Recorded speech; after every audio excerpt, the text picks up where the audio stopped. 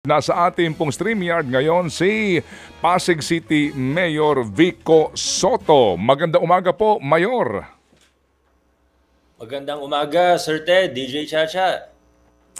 Salamat po sa inyo pong panahon this morning, Sir Vico. Ito nga pong pagpapatupad ninyo ng City Ordinance kontra po sa mga pasugalan na ito ng Pogo at ilang pa hong mga e-games. Sa ngayon po, as we speak, meron pa ho bang bukas at inyo pa lamang ipapasarado?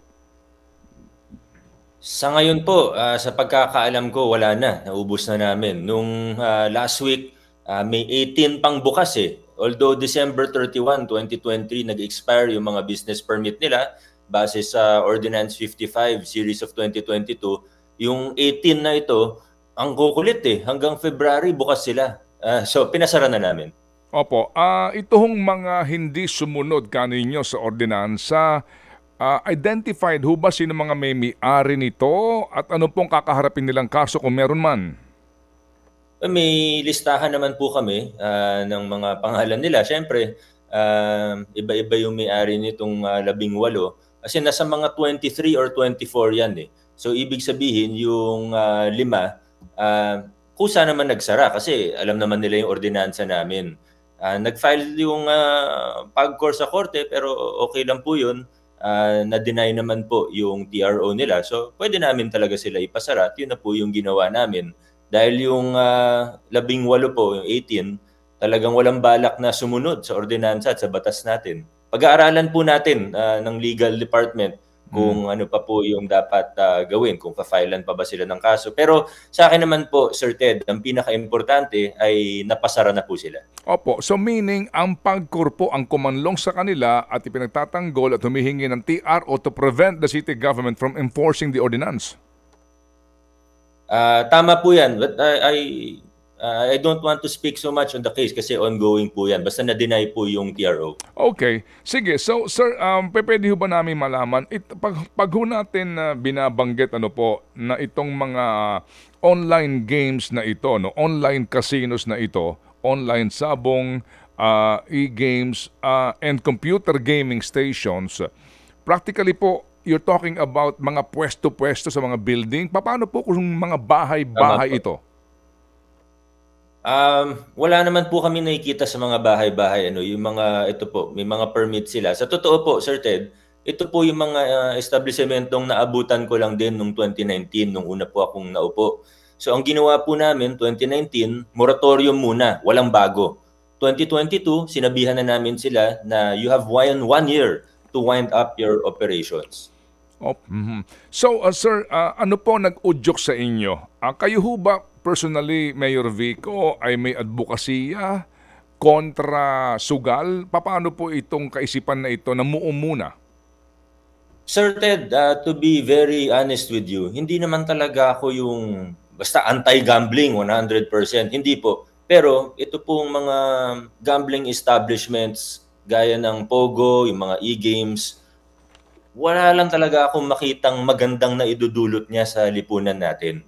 Kung may napakita sana sila na, ito yung magandang nangyayari dahil sa mga e-games na ito o dahil sa Pogo na ito, edi open naman kami, baka pwede natin payagan. Pero wala talaga akong makita na magandang na idudulot niya. In fact, may mga related pong naging in the last years, in the last 4 years na ako po'y mayor, may mga kaso ng even kidnapping, human trafficking, may sanggol na binenta ng magulang, may suicide. So talagang hindi maganda yung nangyayari.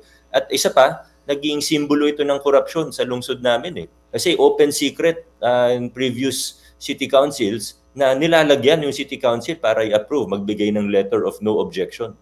Opo, kasi nga yun ang hinihingi ng PAGCOR, no? Letter of no objection from the LGU. So sir, sa usapin po ng kita, para po sa gobyerno, ito kasi pinapangalandakan din usually ng PAGCOR, no? Mawawalan ng malaking kita ang gobyerno dito. Sa inyo ho ba meron kayong komputasyon more or less magkano ang mawawala kung sakasakaling man po? Nasa milyon din po, Sir Ted. Pero hindi naman siya ganun kalaking mawawala sa city government. Mas marami yung ill effects na mawawala. So you're saying na between money and the social cost nito, mas matimbang yung social cost, Mayor. Tama po, Sir Ted. Alright, kapag ho pinag-usapan natin yung computer gaming stations, ano ho ito, sir?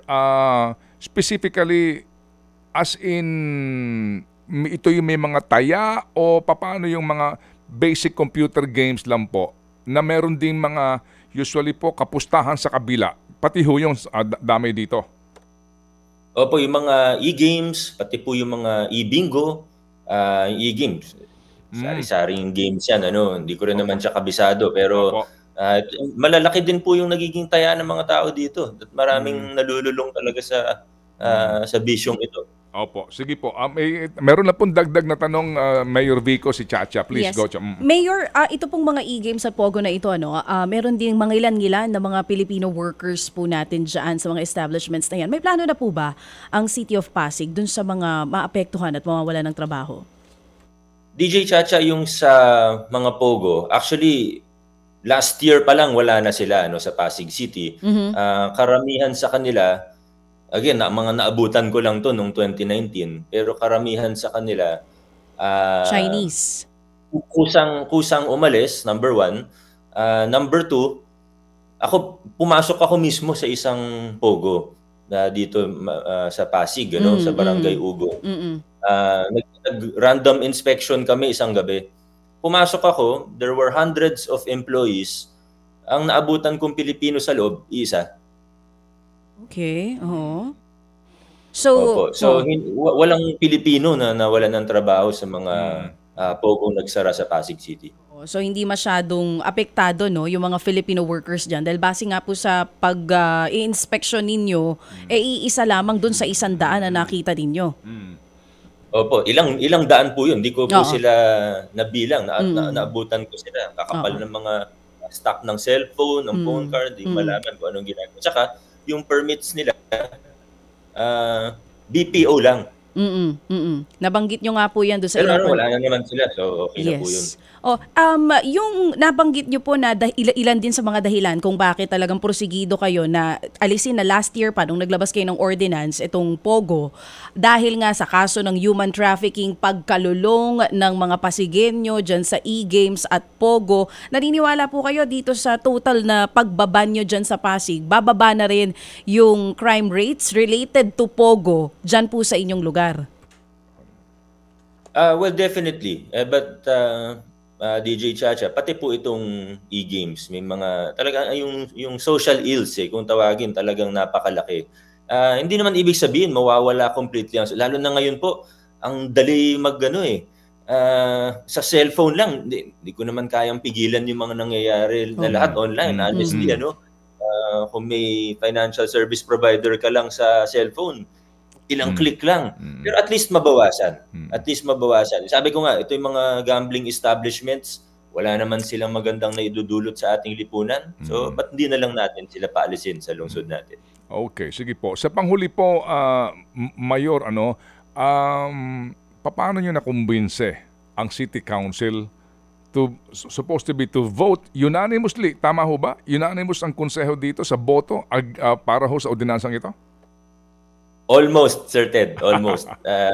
Hindi na para pangalanan yung dalawang hindi pumirma. Pero okay na po yun. Importante, majority wins. At una, yung Vice Mayor natin, si Vice Mayor Dodot Jaworski, talagang very passionate about this issue.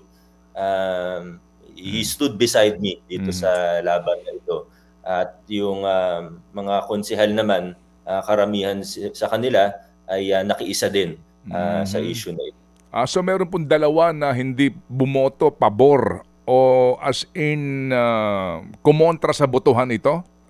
As in? Well, tahimik lang sila.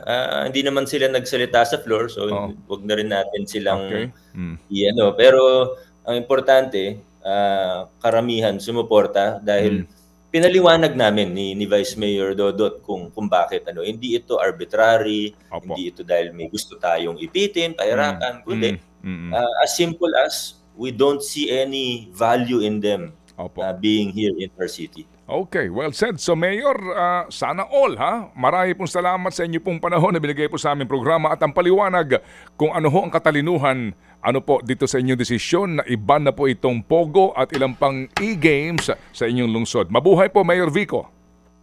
Maraming salamat po, Sir Ted, DJ Chacha, sa inyong mga tagapakinig at manonood. God Salamat bless po na marami. Thank you. Ted Filon at DJ Chacha. Ngayon, nasa Radyo 5, 92.3 News FM. Monday to Friday, 6 to 10 a.m.